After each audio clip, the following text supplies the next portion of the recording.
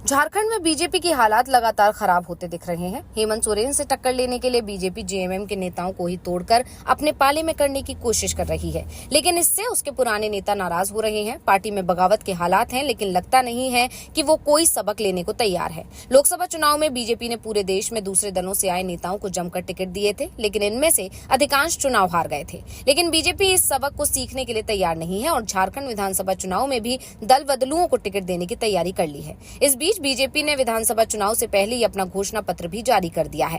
अभी तक चुनाव का ऐलान नहीं हुआ है, लेकिन बीजेपी का चुनावी घोषणा पत्र सामने आ गया है। शायद देश की राजनीति के इतिहास में ऐसा पहली बार हो रहा है कि बीजेपी का घोषणा पत्र चुनाव के ऐलान से पहले ही जारी हो गया है। हालांकि पार्टी की तरफ से कहा गया है कि हमारा ये घोषणा पत्र अभी संपूर्ण नहीं है। चुनावों के दौरान एक और वादों का पिटारा लेकर आएंगे। अभी ये शुरुआत है, आगे भी बहुत कुछ बताएंगे।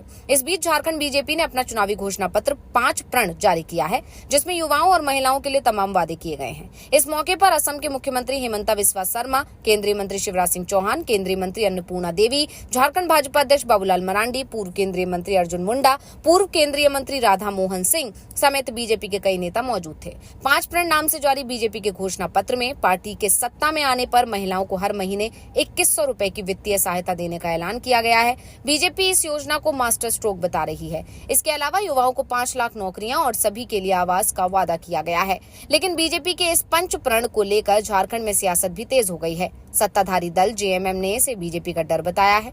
पंच प्रण को पंच प्रपंच बताया है। जेएमएम ने कहा है, बीजेपी की आदत हो गई है, चुनाव आता है तो जुमले फेंकते हैं, झूठे वादे किए जाते हैं।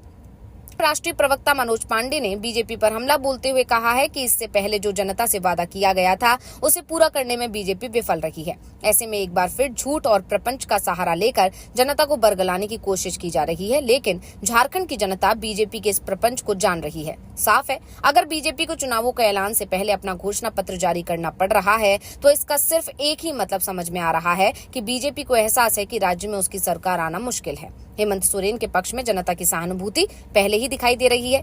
जिस तरह से बीजेपी ने लोकसभा चुनाव से पहले हेमंत सोरेन को केंद्रीय जांच एजेंसियों के सहारे जेल में डलवाया था, उसे लेकर झारखंड की जनता में गुस्सा दिखाई दे रहा है। इसकी एक झलक तो हेमंत सोरेन की पत्नी कल्पना सोरेन की मैया सम्मान यात्रा में ही दिखाई दे रही है, जिसमें महिलाओं की जबरदस्त भीड़ देखी जा रही है, जिससे बीजेपी बुरी तरह से घबराई दिख रही है। और इसी की काट के लिए अब बीजेपी की तरफ से 2100 रुपए दिए जाने का दाव चला गया है। लेकिन ये दाव क्या कर पाएगा, इस पर बीजेपी के नेता ही कुछ कहने को तैयार नहीं दिख रहे हैं। वो मानकर चल रहे हैं कि इस बार झारखंड में बेहद करीबी मुकाबला होने वाला है। हेमंत सोरेन के नेतृत्व वाला इंडिया गठबंधन फिलहाल भारी दिखाई दे रहा है, लेकिन चुनावों के दौरान माहौल बदल भी सकता है, इसलिए पार्टी अपनी तरफ से पूरी कोशिश कर रही है।